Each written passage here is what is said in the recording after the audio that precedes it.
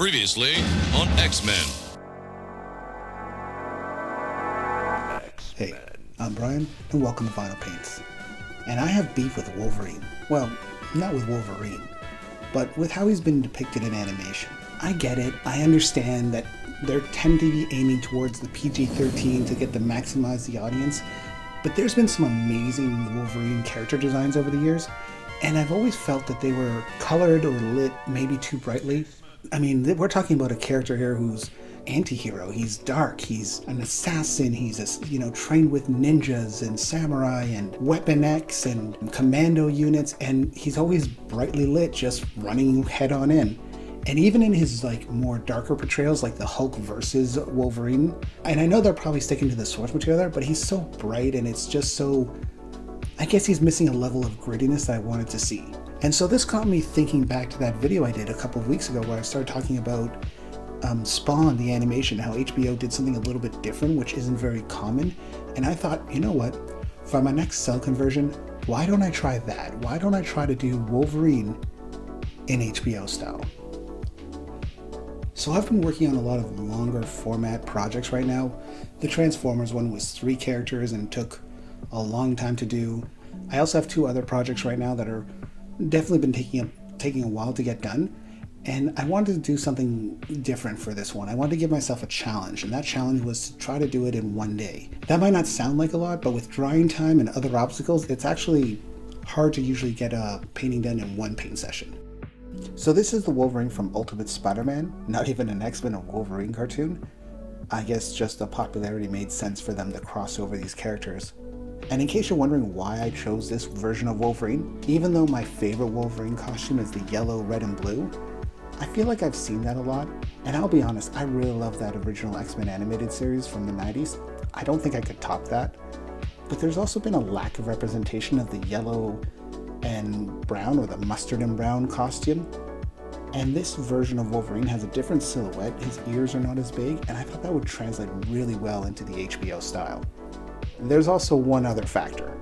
I completely forgot about the Hulk versus series, and by the time I remembered it, I'd already finished the line art and it was too late to go back, because that one, just that brooding kind of shape and silhouette he has, probably would have turned out amazing as well.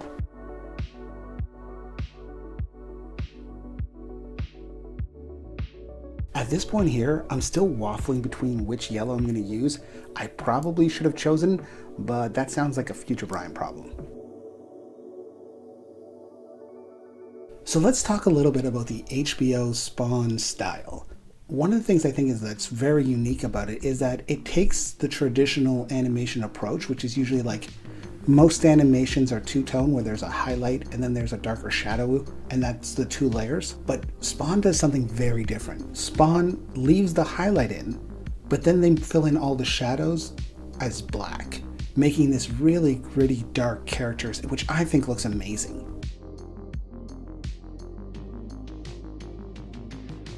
I kind of went back and forth on these 2 different yellows, and it was really kind of difficult to decide. One I felt was closer to the actual color of his costume as it would be depicted in comic books or in other shows. But the bright yellow felt more like the HBO animated style, where they have a very bright color contrasted with the black to make it pop out a little bit more. And I'm glad I went with it, because in the end I think that the result would have been very different had I used that more muted yellow. Once again, I found myself improvising here. When I was doing the yellow along the rib cage, I noticed that one side had no additional yellow, and I realized we kind of have that light brown that kind of spills onto the ribs. So I decided to do some additional yellow just to kind of transition from the light brown onto his rib cage. It wasn't in the original line art, but I felt like it was the right decision to make, because it just would feel too abrupt if it just went from, if it didn't have any transition, if it was just if it was a hard cut.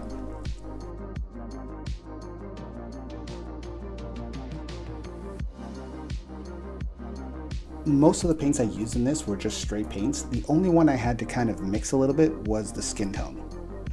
It was just a little bit too bright and just needed a little bit of darkening up.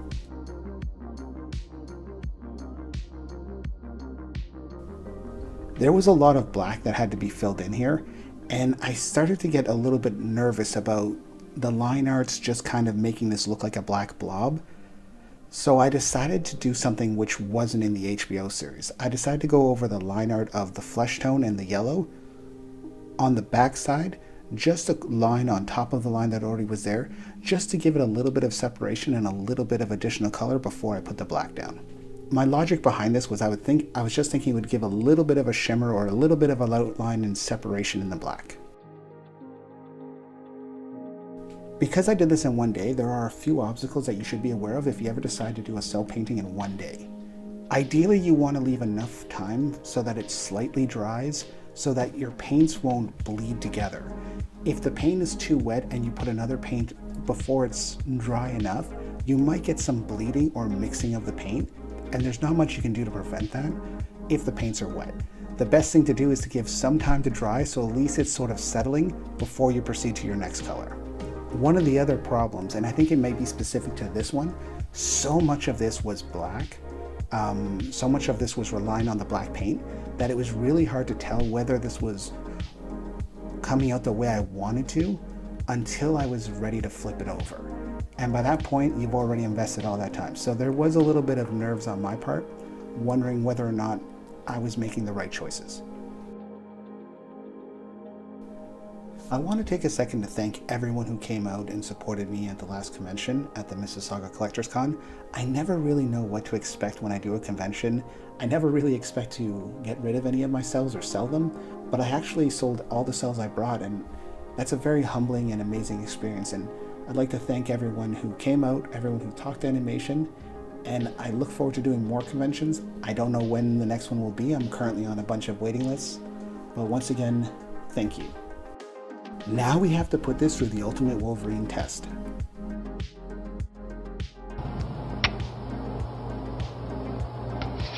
Gene. Something's missing here. Something's not quite right. This is HBO's Wolverine. Let's try that again.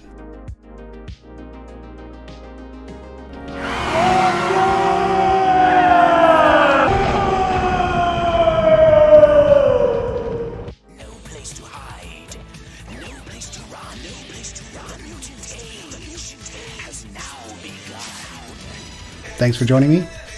I'm Brian, and this is Vinyl Paints.